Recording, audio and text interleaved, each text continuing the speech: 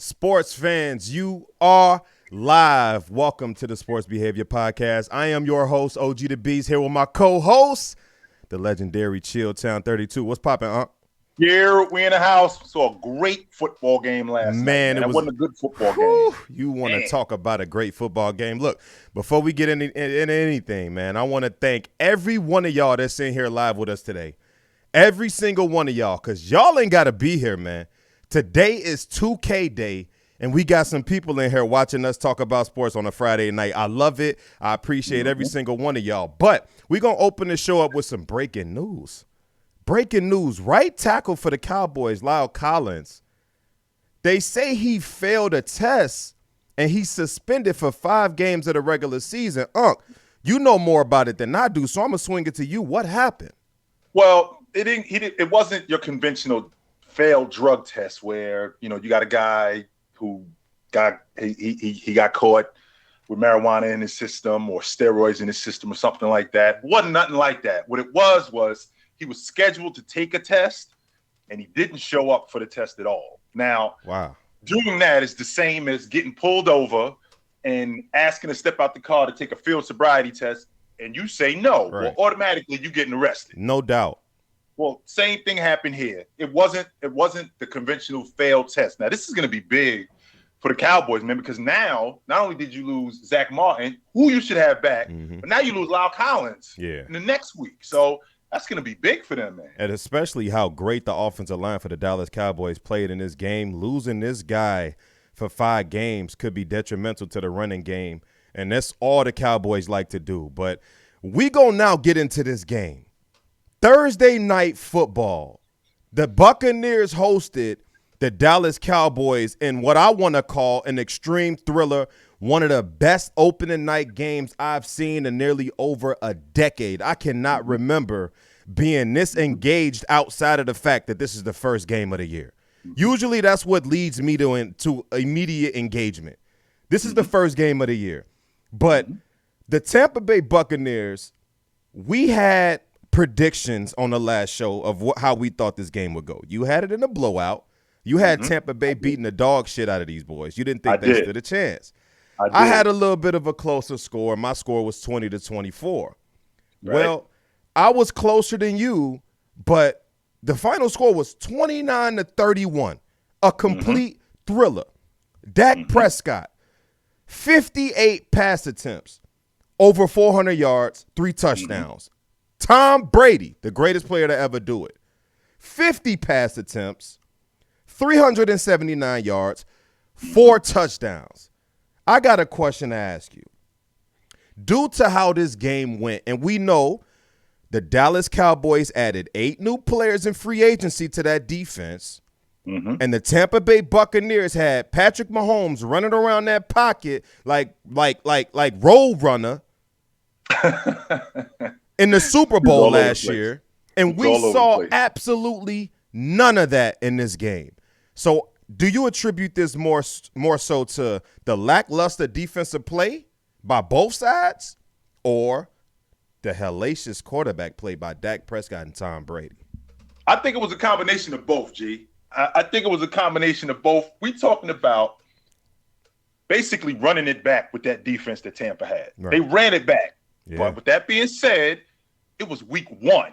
So it's not like it's week 3 or week 6. Right. It was week 1. Now, what we can't do is we can't discount how severe that quarterback play was. Tom Brady, the first thing I thought in the first quarter when I'm watching this thinking, this dude is sitting in his pocket and he hanging out. This is going to be a problem for you guys. If this is what it's going to be all night, he's going to light you guys up. That's what I'm saying. Absolutely. He's going to light you guys up. Now, him throwing the ball 50 times, that's primarily due to – that's who Tom Brady is, and that's what Bruce Arians' offense normally is. More so. All right? That's who Bruce Arians is. He did it with Peyton Manning. He did it with Ben Roethlisberger. That's who he is. All right, I can get with that logic. I'm not really feeling Dak Prescott throwing the ball 58 times. I'm not feeling that at all. Now, I can appreciate – I see your face, Beast. I do. I see your face. It's nasty, man. And I can appreciate why they did. I can appreciate why Kellen Moore dialed up that many pass attempts simply because he looked at that front four that Tampa had, and he didn't want nothing to do with that. I can't give the ball to Zeke 25, 30 times because we're going to get shut down. However, going forward, if they're going to be any good, you got to involve Zeke in this O. You have to involve Zeke in this O. Now, I will say this to you also, real quick. I will say this to you. I'm not really a big fan of the Cowboys. My cornerback leading us in tackles. I mean, I understand why. Right. I do understand why. All the action was in the backfield. Yeah. All the action was upfield. Mm-hmm. We didn't have anything up front. Nope. The Cowboys only ran the ball 18 times. Yeah. So we didn't really have anything going on in up front. However, going forward, I'm sure that these guys, Minka, I'm sure that Hurst, I'm sure that Anthony Brown, that defense will get better, I believe. Yeah, I don't want to panic. This is, like I say, this is week 1. I don't want to panic, even though it was hellacious play by both of these quarterbacks. Mm-hmm. And, man, this year Dak Prescott might put the league on notice and say, look, I'm that dude. I need to be in that Patrick Mahomes, Tom Brady, Aaron Rodgers, conversation because the way he's playing, and I give respect to where respect is due. Like you mentioned, Kellen Moore. He played a hell of a game. And I think fantasy owners of Ezekiel Elliott should not panic because I do think Zeke will get his touches. But it's just in this game, like he mentioned, that front four is nasty, man. Right. Shaq Barrett, Vita Vea, and Ndamukong Suh, these boys is getting after it. You know what I'm saying? And the way that they got this defense built for the Tampa Bay Buccaneers, I'm surprised at how well that offensive line held up. I can't remember Zach really getting touched outside of the 2 or 3 pressures by Shaq Barrett.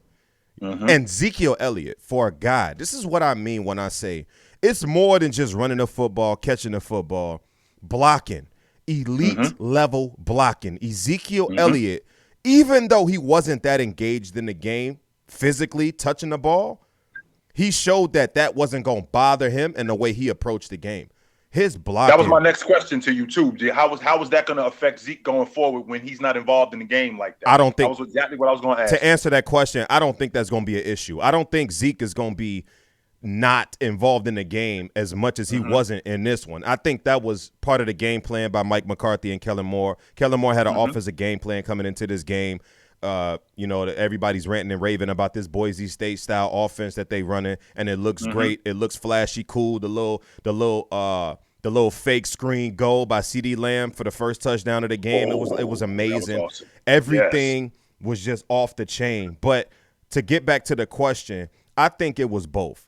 Dak Prescott, like I say, put the league on notice. And also I want to give credit where credit is due. Even though the QBRs in this game was abnormal, I think Brady's QBR was like 65, and I think Dak's was like a 63, 62. 74 was that. 74 was that. 74 was that. That's correct.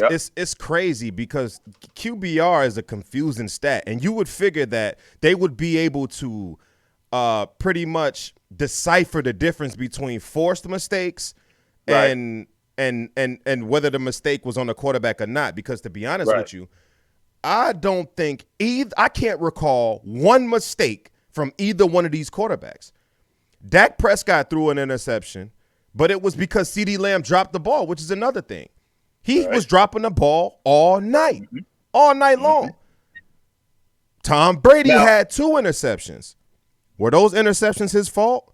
One was a tip pass in the air. A secondary's best friend is a tip pass. That's just football 101. Right. One was a tip pass. Leonard Fournette couldn't snag it. It got picked. The other one was a Hail Mary before a half. So it's like that's letting me know Tom Brady ain't in it for the numbers. He's in it to win it. Yeah, he absolutely is. Now, he did have that one situation where he got flushed out of the pocket and he ended up getting it to Gronk, where Gronk caught it with one hand. Oh, that was the almost mistake that Brady made. Not only that, Micah Parsons, when he was falling to the ground and he threw that pass to the sideline to Leonard Fournette, I believe, to have the trust and faith in him on the sideline. Tom Brady was falling to the ground, damn near about to get sacked, and he threw the ball with his knees damn near on the ground. And even Chris Collinsworth, the announcer, was like, that was a terrible throw by Brady. He should not have done it, but it was on point. Leonard Fournette snagged it for like a 6-yard gain, and it's like nothing could go wrong for these cats today. Facts. Now, it's interesting you mentioned about CeeDee Lamb because I'm looking at this game early and I'm watching CeeDee Lamb drop the ball. And I'm watching what Tampa is doing offensively, how they're moving the football. And I told you a couple of days ago, because I had them smoking them, which they would have had my boy Godwin made more plays. So he walks in the end zone after dropping. If he catches that pass over the shoulder, he walks into the end zone. Yeah, and then him fumbling on the 2, that's plus 14 right there. Yeah. That's plus 4. Well, first of all, him fumbling on the 2, the game's over.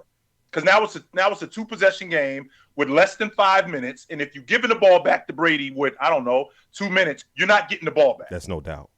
And the game's over. So I had him plus 14.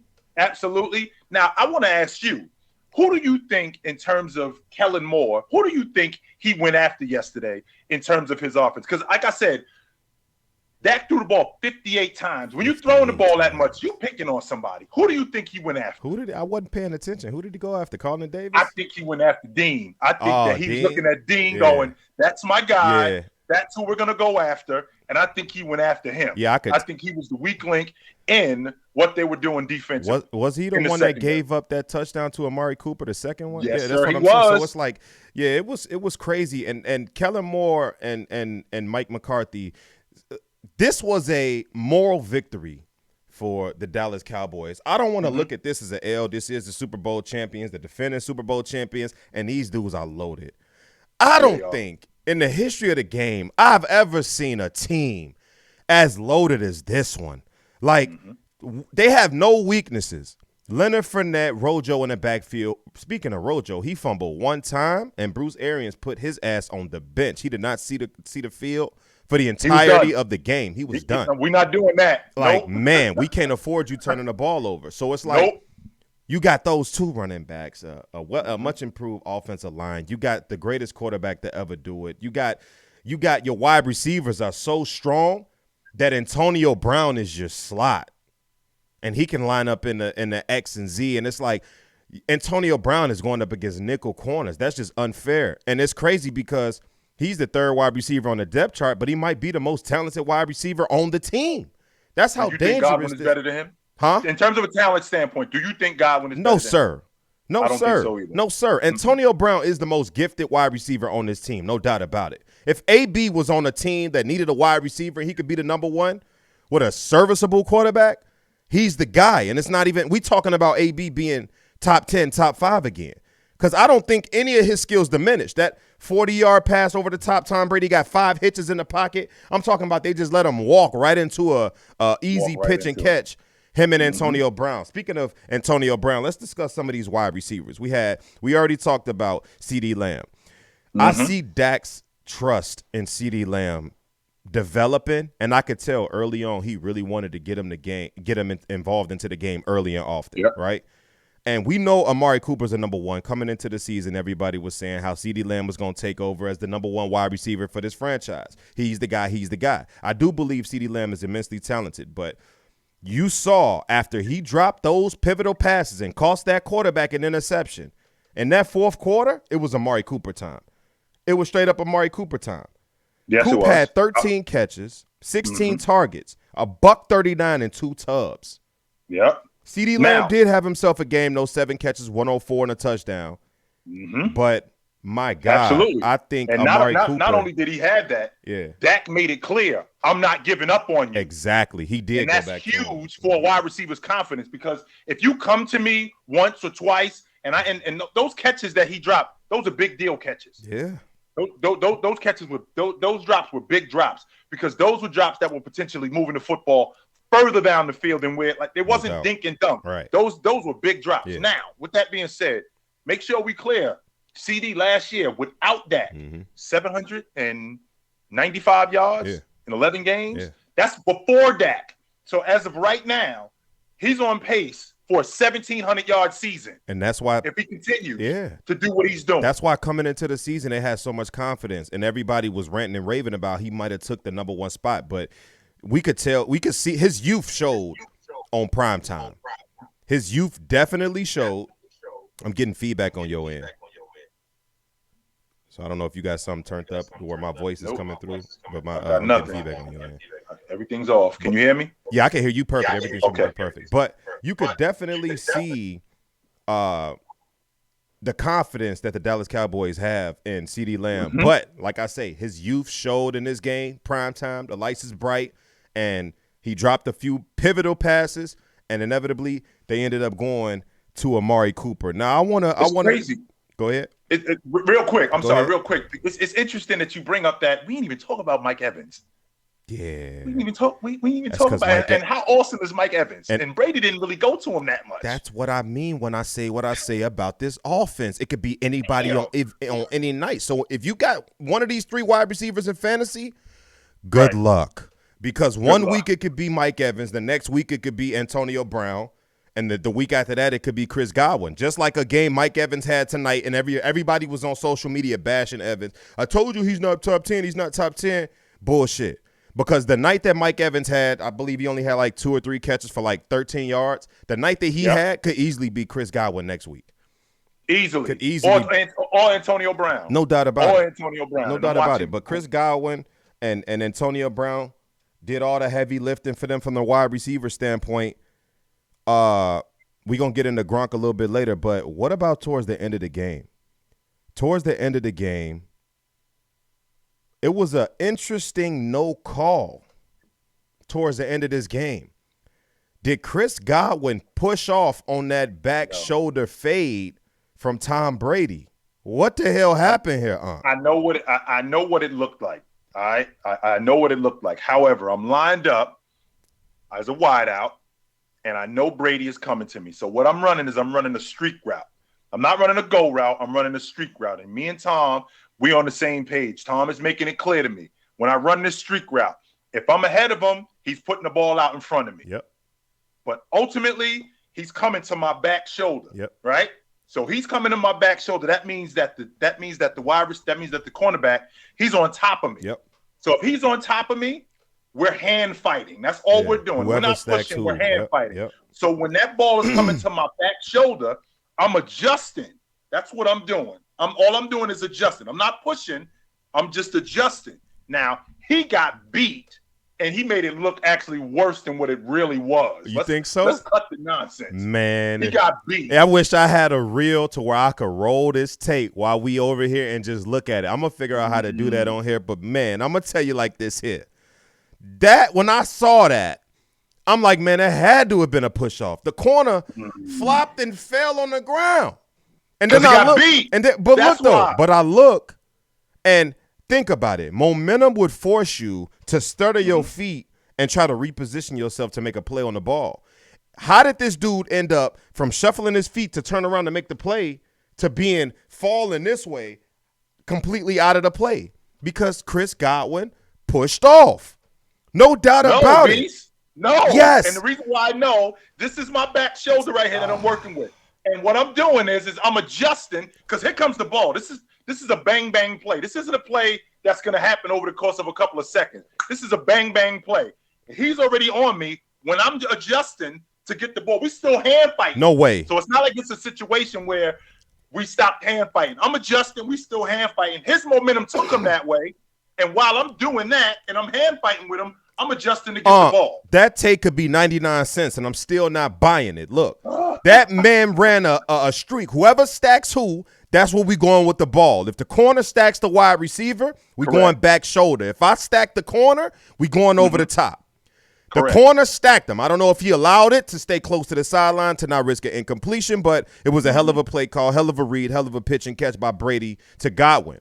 But as Godwin turns to make an adjustment to get the ball on this back shoulder, he clearly extends his elbow and pushes whoever the corner was. I'm not sure who it was, but he extended his arm and pushed this man out of the way off of the play for a complete no call by the referees. Open your eyes, refs. Get some damn glasses and stop coming out here missing these blatant calls.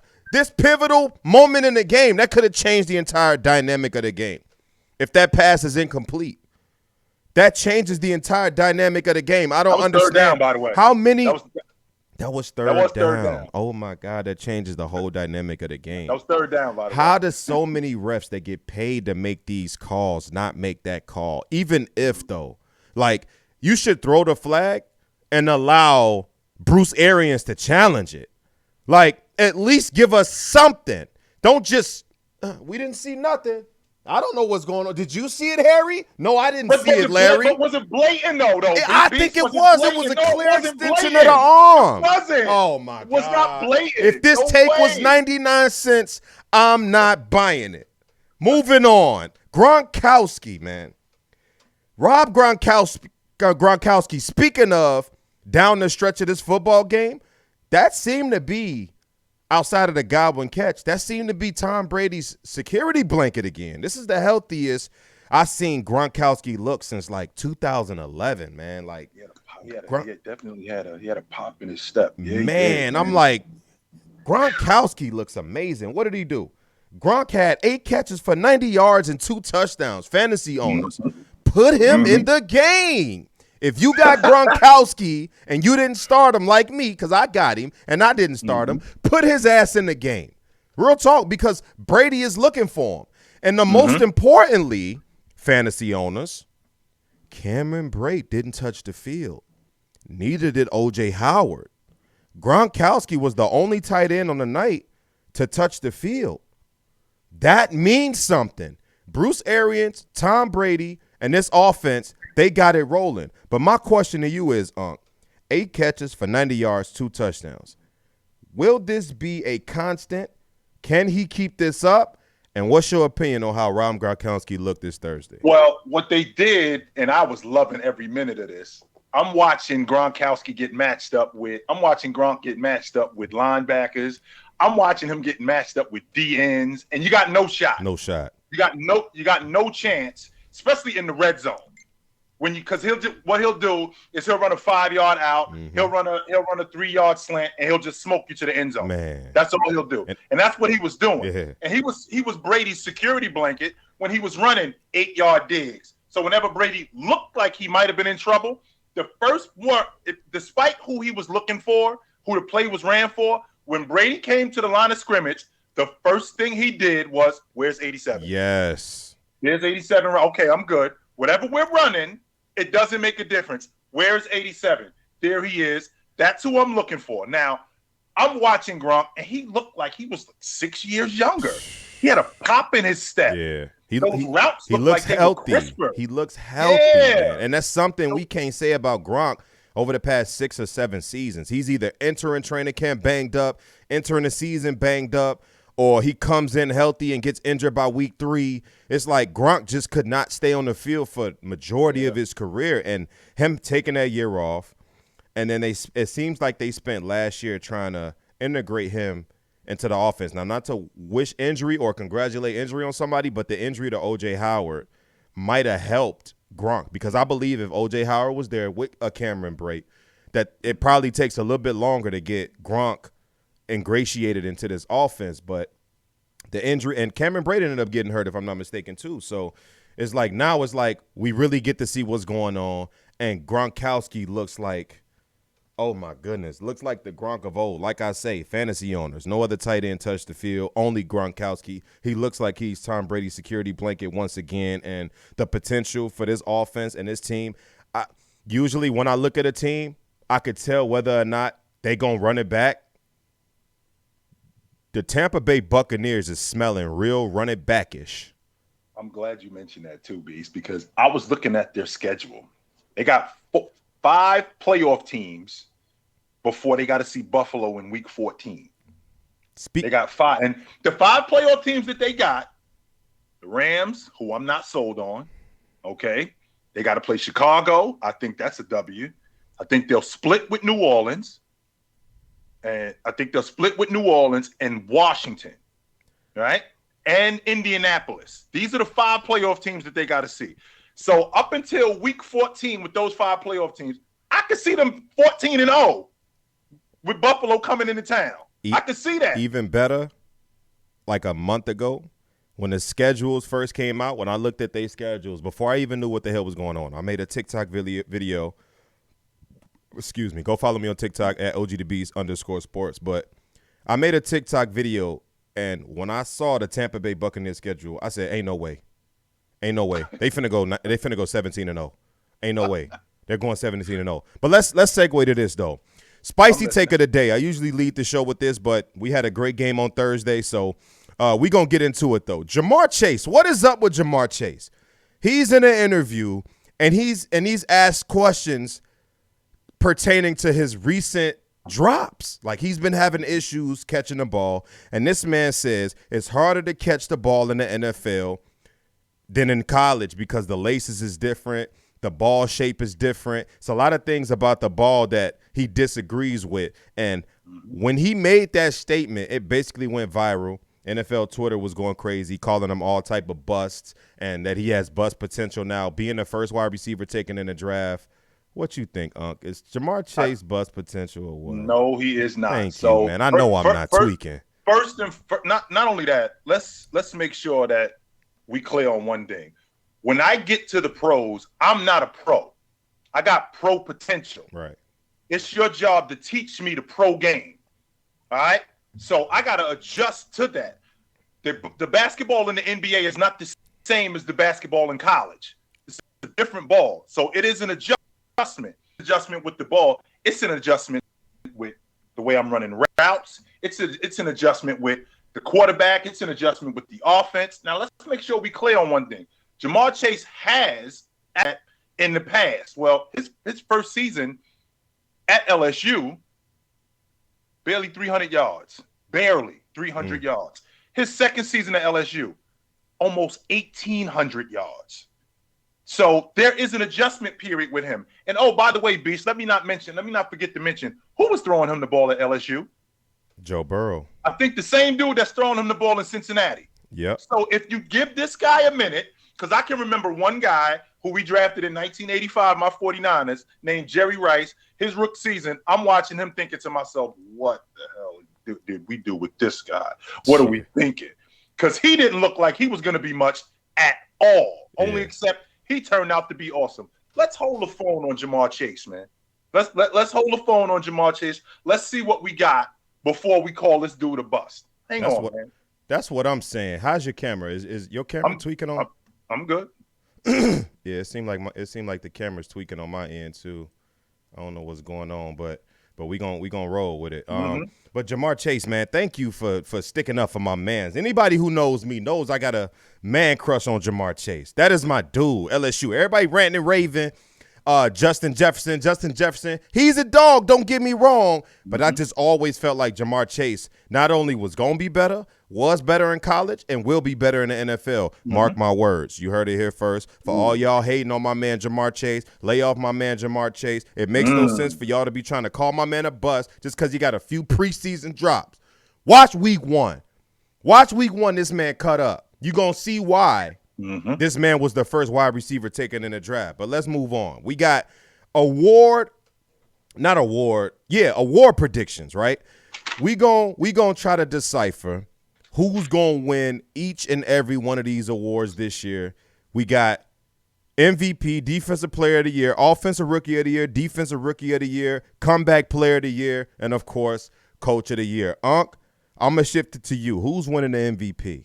Well, let's start with the last non-quarterback to win league MVP was almost 10 years ago, and that was Mr. Adrian Peterson. Yeah. All right. Nobody had done the last defensive player to win MVP. That was Mr. Lawrence Taylor, and that was 35 years ago. So that leaves us with all quarterbacks, which I hate. I hate it too, man. I absolutely It's hate just the that. most important position, man. I understand that, but I hate it because you got plenty of guys who, on the defensive end, on the offensive end, who are just as important. But it looks like it's going to be Brady, Mahomes, Aaron Rodgers, Josh Allen. I think Russ is going to be on the outside looking in. All right?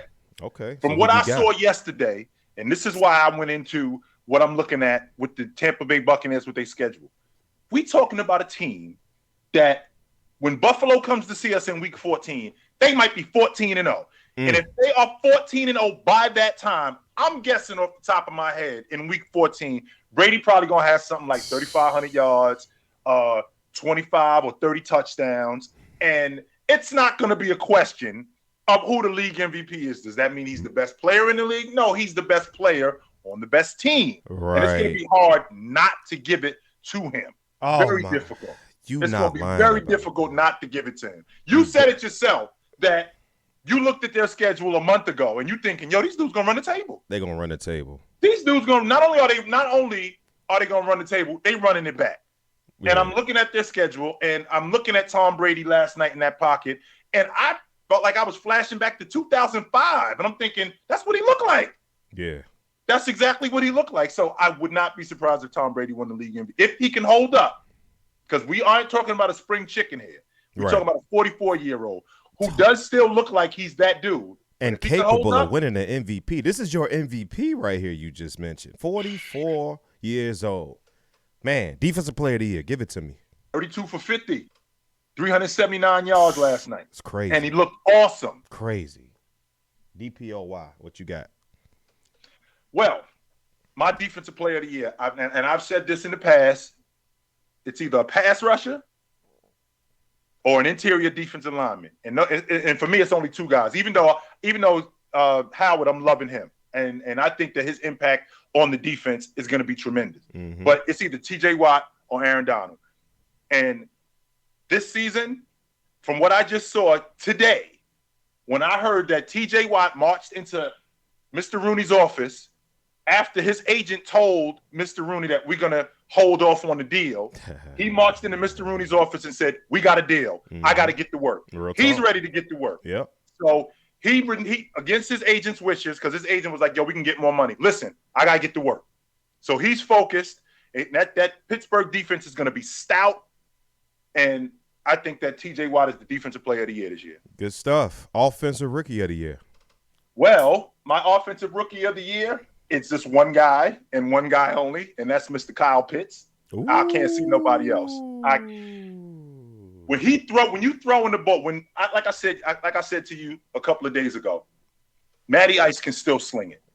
Pitts is going to be so huge for him with Ridley in that offense. Yeah. Because when I watch Pitts, he looked like a younger version of Shannon Sharp. Man. That's what he looked like to me. And they're going to immediately. He can run. That boy can run. And they're going to immediately implement him into that offense. I don't mean that they're going to bring him in slowly. No, we're running things for you from the door. Instantly. They're not going to waste any time with him. I don't have anybody else in terms of rookies. I don't have Lawrence, because I don't think Jacksonville's going to be that good. I think they're going to be super whack. Yeah. I don't think they're going to be as whack as Detroit, but they're going to be super whack. Right. But Kyle Pitts is my guy. Bottom five. All right. What about defense rookie of the year? Defensive rookie of the year, I got three guys. I got Mr. Jalon Phillips, Micah, and Jamie Davis. Okay. And I got Patrick Surtain on the outside looking in. Mm-hmm. And the reason why I got him on the outside looking in is because that division that they in, he gonna get picked on a lot. Yeah. Especially as a rook, he gonna get picked on a lot. And that's why I like it. I like it. I know you digging him. But Jamie Davis, man, in the SEC last year, he was third in total tackles. He gets to the football. Let's make sure we crystal clear on that. He absolutely gets to the football. So does Jalon Phillips. I'm sorry. He absolutely gets to the football. He was second in the ACC in tackles for loss. I saw Micah yesterday, and is it Micah? Did I say that right? Is it Micah? It's Micah. Micah. Yeah. I saw Micah yesterday, and he's going to be big for them. He had 7 tackles yesterday, and he's going to get a lot of opportunities considering how bad that Cowboys defense was last year. Yeah. But I'm going with Mr. Davis. I like that. He gets to the football. I'm not mad at you. Comeback player of the year. Man. Now, for those that don't know, comeback player of the year does not necessarily mean coming back from injury. It also could be outperforming your previous season to the level in which people say, okay, this guy's either back to relevancy or he, overcame, whatever adversity he was facing. So it's not just about, mostly it goes to the guy that was injured, went through some adversity, came back and he played. Like Alex Smith won it last year, if I'm not mistaken. Yeah, he was solid. It wasn't nothing to, So who you got for comeback player of the year this year? One guy, and He's in New Orleans and he's under center. That's my guy. Jameis Winston. Comeback player of the year. Absolutely. Got you. I think that offense that they running, I think that he's going to flourish. I think he's going to be really good for them, and he's going to be back in effect. No doubt. I like that. What about Coach of the Year? Who you got?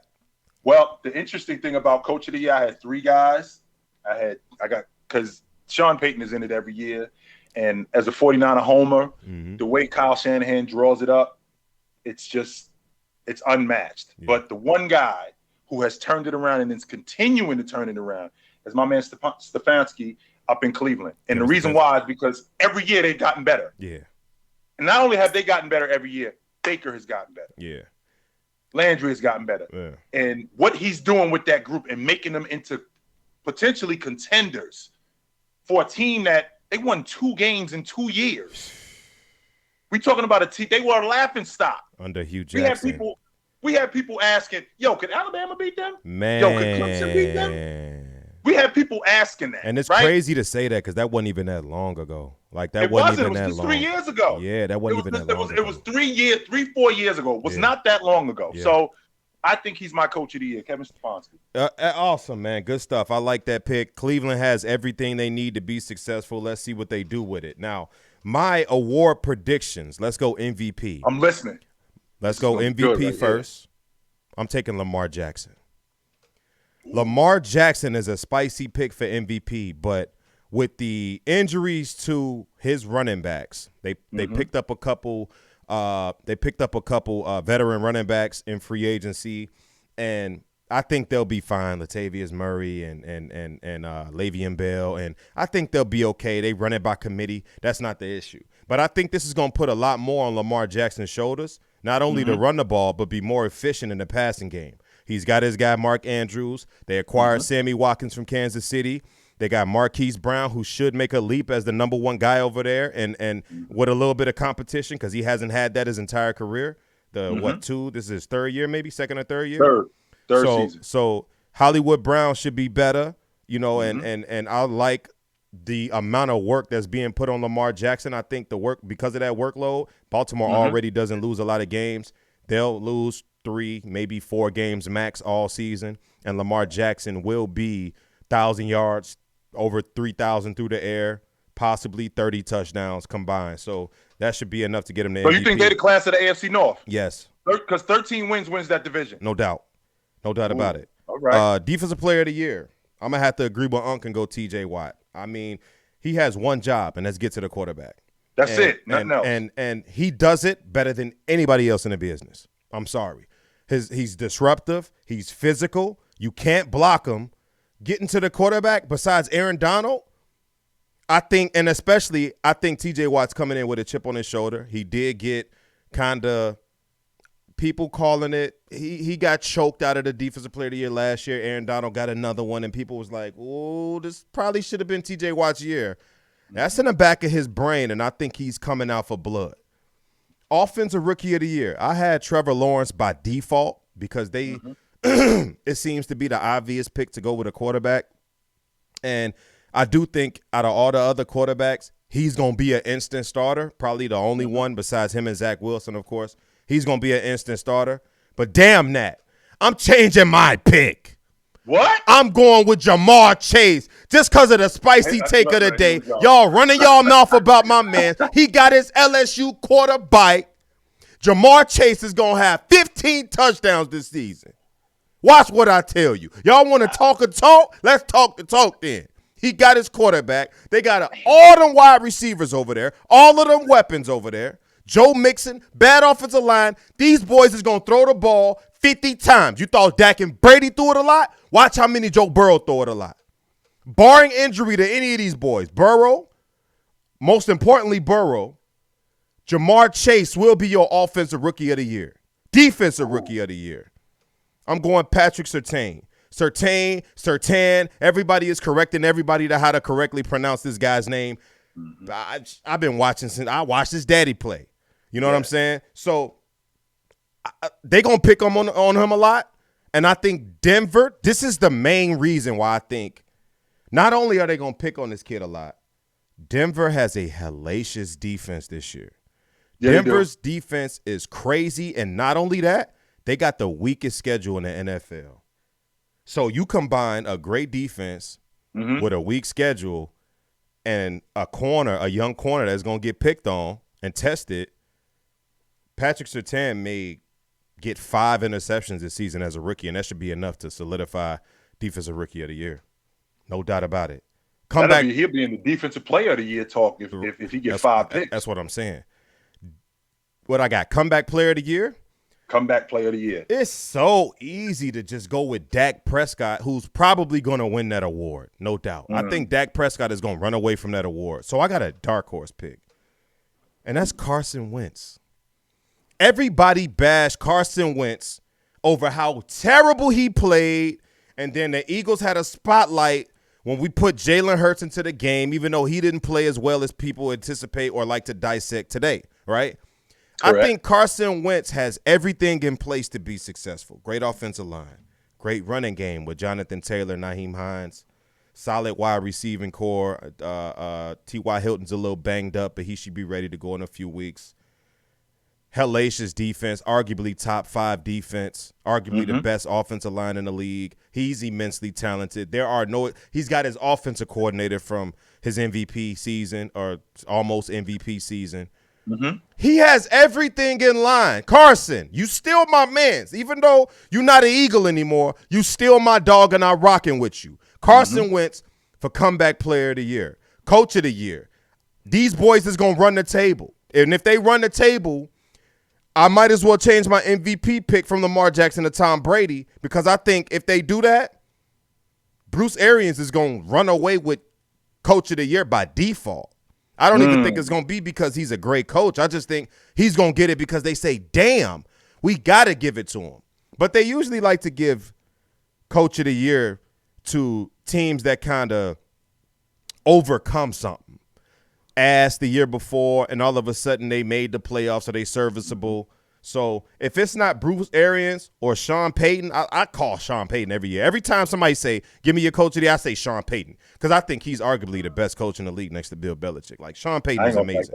But if they run the table, I think they're going to give it to Bruce Arians for Coach of the Year. My dark horse, I will tell you that my dark horse, not Coach of the Year, my dark horse for Comeback Player of the Year. And I got another one for you, Joe Burrow. Yeah. Joe Burrow, before he blew up his knee, he was on his way to 4,000 yards. That's Joe Burrow. He was slinging that thing, and people forgot about him and started talking about Herbert. Before he blew up, and Jamar Chase is your guy, which means that offense that they got, he's going to be slinging it, and he's going to go to those guys. So, yeah, no doubt about that. That's my other guy on the outside. Joe Burrow is not a bad pick because everybody's talking about 5,000 yards. Who going to throw for 5,000 yards with the extra game? LSU, they threw the ball a shit ton. Yes, they did. And Joe Burrow has that type of stamina and capability to throw this ball 40 to 50 times a game. And Cincinnati, they not run heavy. They're not even balanced. Cincinnati is pass happy. It's just so perfect for Joe Burrow to be the Comeback Player of the Year. With Joe Mixon in the backfield. With Joe Mixon there. It's all set up. That's another one. That's a dark horse. That's a good one. Let's segue to some basketball, man. We ain't talked about no b-ball in a minute. I know we got some basketball guys in here that want to hear us talk about some basketball. So let's switch it up a little bit. Last season was great. We had some great rookies that performed at a solid level. I'm not going to say nothing of 03 LeBron Wade level or nothing like that. But we had some good rookie competition. It was actually a discussion for Rookie of the Year. So my question to you, Unc, is this. Which one of these rookies, now second-year pros in the NBA, will have a breakout season? Who you got? Well, I was looking at the rookies what they did last season, and I love Anthony Edwards. He looks to me like a more athletic version of Mitch Richmond. That's who he looks like to me when I watch him. Okay. If I could get Russell to stay healthy, I think Anthony Edwards could be an all-star. If I could, because that's just another dynamic in their offense where he can help him. However, I'm looking at one guy, and I want you to pay attention to this guy, because and a lot of people aren't, but pay attention to my man Isaac Okoro up in Cleveland. Oh, that's not a bad pick. Isaac Okoro made the all-rookie team. I think that 9 a game The problem that I'm having is that the main issue that I'm having is Sex doesn't pass. That's the problem that I'm having. He don't pass. He's out there. 25 and He 4. out there for one reason, man. 25.4 assists. He don't pass. He if out he there would for get one off the reason. field, people could get involved a little bit more. He trying to That's put up my 30. only issue. Right. That's it. But the guy that I think he's going to have a breakout season next season, I think, is James Wiseman. Okay. He's already had a season under his belt. He went 11-6 last year before he got hurt. Now he knows what it is. Draymond is mentoring him. He's going to be more involved in the offense. He's that big guy that they have to clean glass and get their transition game moving, and they can involve him in the offense even more. I think he's the guy that's going to have a breakout second season. That's not a bad pick. I'm not mad at James Wiseman. I had him on my fantasy team last year, and I'm like, damn, bro, like, you low-key got Bricio, because I be looking at you get these touches, 15 feet from the basket. He be hitting the back of the backboard and shit. I'm like, I hope this ain't consistent, man. You need to get you some back-to-the-basket game, coach. Like, I want to see some improvement from James Wiseman this year, because I don't want to see no like if I take a chance on you in like the 30th round in my fantasy league, you better produce for me. But I'm gonna go with the obvious pick, and that's the best player in this draft, LaMelo Ball. I'm gonna go with the over Anthony. Oh yes, LaMelo Ball averaged 15, 6, and 6 his rookie campaign. Right. I like the team that he's on. He got a lot of young stallions around him, guys that's athletic. He can throw lobs too. He can, guys that can shoot the ball. I like what Charlotte's got going on. And I think that 15, 6, and 6 can be 28 and 7 next year. LaMelo Ball. Those are all-star numbers. Those are all-star numbers. I don't know. Are they all-star numbers 20? in this league? Nah, because Trae Young went 25 and 9. And that's what I'm saying. So it's like that's a good second-year leap, second-year production. You give me 20, because I think LaMelo's passed first. I don't think he'll get into the double-digit assists just yet. But if you give me 20, 8 assists, 7 rebounds, Melo shot 35% from 3 last year and 43% from the field. I think his field goal percentage is going to go up, which is going to lead to his points going up. It's not necessarily him being more aggressive and taking more shots. I just think him picking his shots in a more timely manner. All rookies shoot bad from the field, especially if you're a guard. I just think Melo taking his time and pacing himself, the game is going to slow down for him, which is going to equate to more points. And, the rebounds and assists going to fall, because that's just the type of player that he is. 35% from 3 last year, 43% from field goal range. I think that jumps up to at least 45% from the field. 35% ain't bad. He could stay there, even if it dips to, 35% from 3 ain't bad. I'm sorry. Even if it stays there or it dips to 34 or goes up to 36, it's neither here nor there. Those are great numbers, and I think Melo will be cool right where he's at. Now, this is spicy, and y'all know I like spicy. We gonna wrap up the show. I got a question for you. Game on the line. Down 1. Actually, we got a few more segments left, but game on the line, down 1. 6 seconds left on the clock. Now, the normal question would be like, who you going to take to shoot the ball, the clutchest player in NBA history? No, that's not where I'm going with this. Down 1. 6 seconds left on the clock. Game on the line. Your superstar is hurt. What role player in NBA history are you choosing to take this shot? Who you got? Well, I'll tell you what. I watched Phil draw it up for Tony Kukoc more than once, more than twice, and he delivered. I've seen him do that. I've seen Pop go to Ginobili in the meat and potatoes of the game. I've seen him do that. But the one guy, if I'm drawing it up and we need a bucket, just one bucket, it's Robert Horry. He's done it too many times. He's just done it too many times. My boy Dub just answered that. Horry, he agreed with you. He's just done it too many times for me. Yeah. Too many times where I can go to him where he's laying in the weeds for most of the game, and then all of a sudden, yo, Rob. Yeah. Here I am. I got you. what you need me to do? Right. You need this 3 over here in the corner? I'll be right here. Bring it over here. He's got stones out of this world. He's made too many shots for me not to be able to draw it up for him and not be afraid to go to him. So, absolutely, Robert Horry. Is my guy that I'm going. I don't mind that pick. Robert Horry is actually a hell of a pick, but you don't problem, like it. Keep give it up. The problem with the Robert Horry pick is you got to run a play for him. You got to set him up. So I'm gonna pick somebody that can handle the ball a little bit. Give me Derek Fisher. 0.4 seconds on the clock. If he don't make that shot, the Lakers probably lose that series. That's who I'm going with. Clutch after clutch after clutch after clutch from 96 on up. Derek Fisher's been for this Los Angeles Lakers team. Not only that, is he even made a few clutch shots over there in Utah when he went over there. Like, Derek Fisher is just a man. He can run that clock down. He can get that little side three off. I like my man D. Fish. I think not only is he one of the greatest role players of all time, but I think he's one of the clutchest role players of all time. Maybe clutchest players of all time. Like, D. Fish, man. That who's hitting the shot? Wait a minute. 0.4 seconds. You being from Chicago, and you seeing Phil drawing it up for Tony Kukoc. Is you going to go with Derek Fisher? D-Fish. How many times has he drawn it up for Kukoc? And for Kukoc to go, I got you. I'm the Euro. Bring the famous, over here. You think famous Scotty is a better role player than Tony famous Kukoc? Scottie Pippen moment. The moment that let everybody know Scottie Pippen is not a leader. And let everybody know that you need Michael Jordan. When Phil Jackson drew that play up for Kukoc and Scotty said, I'm not going in the game. If I'm not getting the last shot, I'm not going in. And he thought, hey, well, don't go in then. What happened to Pip? He ain't playing. Give it here. And he knocked that joint. Now, and make sure that we clear, during that season, he had done it 2 times before that, which means, you can run it for me. He was fed up. Draw it he up. was fed I'll up do it at that time, but you can run it for me. That's what I'll I'm do saying. it. And Stones, man. Coco, I ain't letting you off the hook with Derek Fisher. Being from Chicago, I'm not letting you off the hook with hey, I ain't Kukoc. trying to be biased. Even though Kukoc is a great pick. What? Look, Derek Fisher, man. D. Fisher's clutch, 0.4 seconds. Who's making that shot? I didn't even know that was enough time to shoot the peel.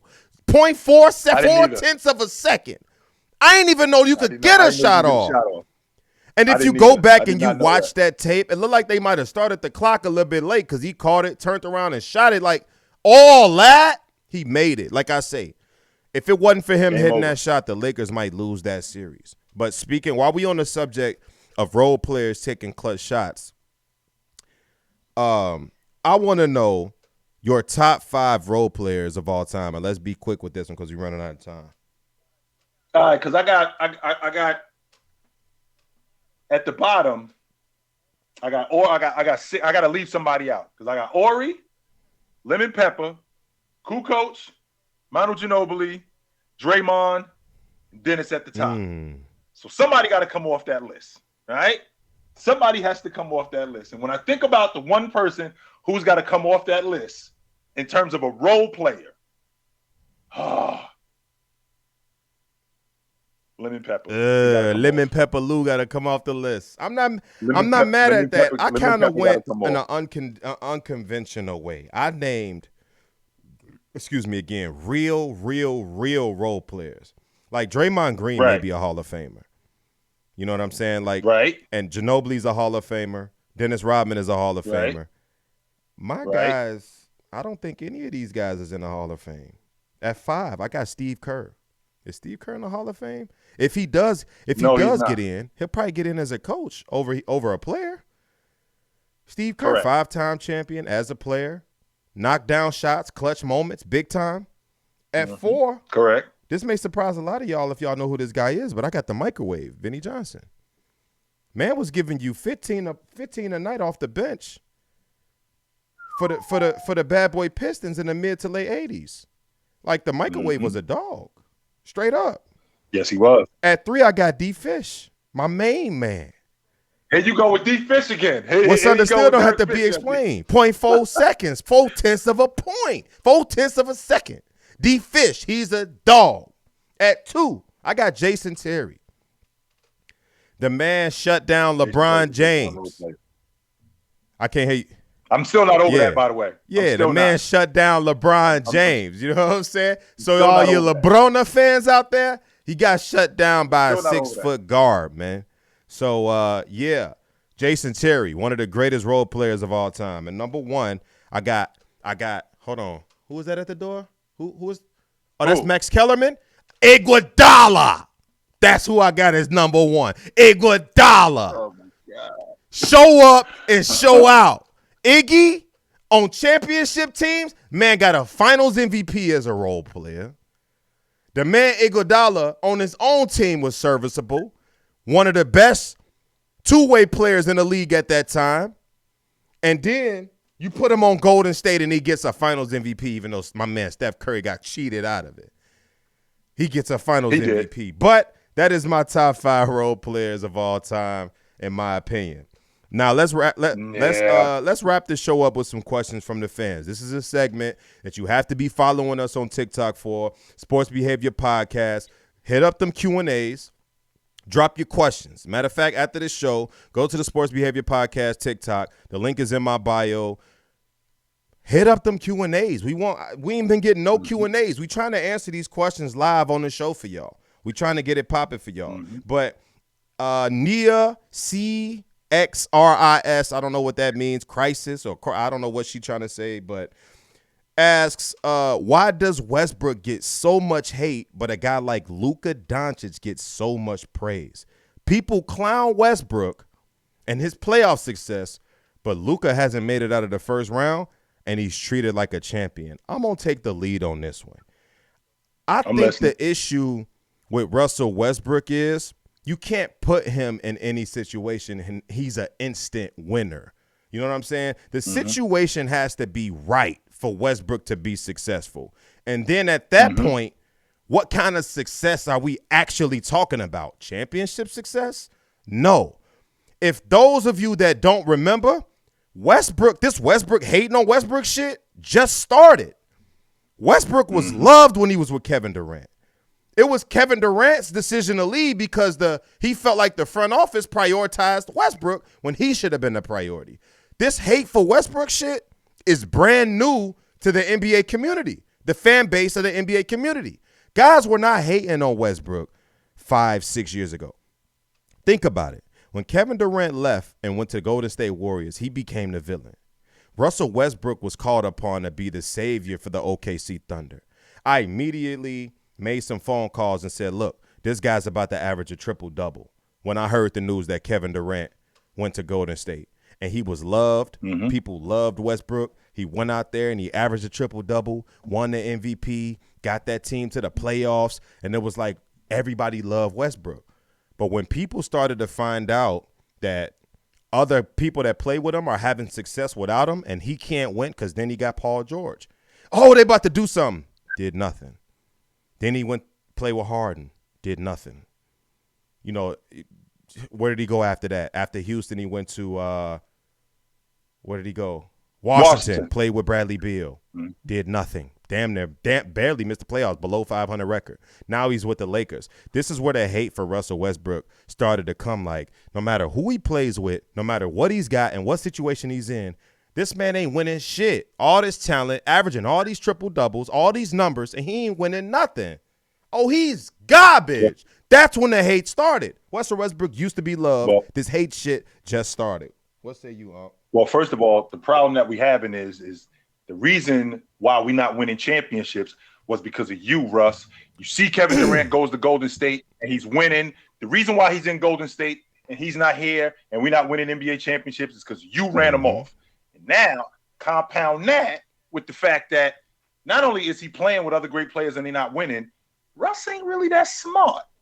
So now we're looking at Russ as just one of those high energy guys. And now that makes him even less likable. That, yo, this dude ain't and now we're starting to look at him and say, maybe we can understand why Kevin Durant left him. Which in reality, none of that is entirely true. Right? None of that is entirely true. And I think it is unfair that Russ gets that kind of hate. Too. But that's where it comes from. I think it's unfair too. I don't think Russell Westbrook should be hated as much as he is. Me and my boys argue about this all the time. Speaking of one of my boys, he's in here right now, Dub Fit Gaming. Everybody go drop him a follow. He's streaming the new 2K. Everybody right now go drop Dub Fit Gaming a follow. But he's a big time Russell Westbrook fan, and we sit up and we argue all the time about his stats and his abilities and his athleticism, and it's just, why hasn't he won more? You know, you can't drop this man in any situation and they'll figure it out. And somebody asked, so are you saying he's not going to win with the Lakers? I'm not saying that, but it just won't be on his watch, because I think LeBron James is out for blood this year at the ripe age of 37, 38 years old. Who knows what LeBron James may pull out of his ass? Same thing with Anthony Davis. They hear all the noise, and they got what it takes to win, but I just don't think Russell Westbrook will be the reason they win, but he can be, as sad to say, the reason they lose. So, like I say, this hate for Westbrook just started. But last but not least, top 5 route runners. Jay Vicks from TikTok. Go drop us a follow. Hit up them Q&As. Jay Vicks. Shout out to Jay Vicks for responding to the Q&As. He said top 5 route runners in the NFL. Unc, I'm going to let you lead with this one. Top 5 route runners in the NFL. Today. Top 5 route runners in the NFL right today. At the top, D-Hop, Devontae. I'm having a tough time with 3 and 4, man, because Cheetah is something else at that route running. He is so dangerous, but Stephon Diggs is really that dude. Definitely. Absolutely. So Stephon Diggs. I want to put Allen Robinson is a great route runner, but he's not a top 5. He's one that I thought about considering, but he's right outside of my top 5. I did. I think he's right outside of my top 10. Absolutely. And my last guy, and you're going to kill me for this one, I think DK Metcalf is one of the 5 best route runners in the game. He's awesome. Every time I watch DK Metcalf, he looks like a poor man's T.O. Oh, no. Like once he compare DK to T.O.?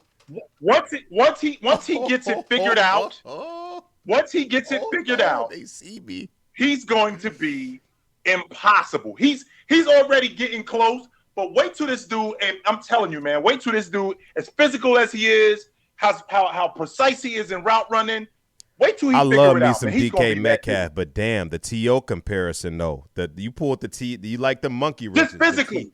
The T.O. comparison is like, woohoo. Oh, physically, just physically. Just physically. Okay. I'm not mad at that thing, because they are like physically gifted. T.O. was like 6'2", 6'3", DK like 6'3", 6'4". Mm-hmm. Yeah, just physically. That's as far as I'm going. Man of That's what he looks like. Okay. My top 5 route runners. At 5, I got Calvin Ridley, the young boy. Calvin Ridley is breaking people. He's serving folks at a young age. So it's only gonna get more crispy. It's only gonna get better. Yeah. Who's looking at route runners this early? Like maybe Danielle Mooney for the Bears. Like, when you're talking about premier route runners getting open for 6, Calvin really got to be on the list. At 4, I got Keenan Allen. Keenan Allen is one of the most disrespected wide receivers in the league. He's a walking 100 catches, walking 1,100 yards, 6 or 7 touchdowns every single season, and he's one of the greatest route runners that we have in today's game. At number 3, I got that man that just put up like 13 catches and 150 yards and 2 touchdowns on the national stage with the lights as bright as this circle light in front of me. Amari Cooper, no doubt about it. Amari Cooper is at 3. At 2, I got Stephon Diggs. I don't think you can make a legit case for Stephon Diggs to be the best route runner in the league. I seen him dice up folks, just him and Josh Allen just playing pitch and catch down the field. Pitch and catch over and over. The whole defense knows it's going to Diggs, but you can't stop this dig route. You can't stop this curl, this slant, this hook. He can run the whole route tree 1 through 9, no question, no doubt about it. And number 1, the greatest route runner in the entire National Football League, Davante Adams. Him and Diggs is very close, but Tay Adams is just, especially on the red zone, it's like he turns Super Saiyan when he gets to the red zone. He becomes unguardable. They drawing up plays. Everybody knows the ball is coming to him. Everybody knows Aaron Rodgers is looking for 18 in the red zone, and it ain't news. It's not news, and you just can't do nothing about it. But that is our show for today. I am happy all of you guys that joined the show. I appreciate every single one of you guys from the bottom of my heart. Today is 2K Day, and y'all chose to sit through this Sports Behavior Podcast with us. We love bringing you the noise every Tuesday and Thursday night, 8 p.m. Central Time. Follow us on all social medias. I am OgDaBeast _sports on TikTok. That is Chltwn32 on TikTok. And we out. Anything you want to say? Check us out, yo. Tuesday night, Friday night. Take it light, but take it. Yes, sir. We out.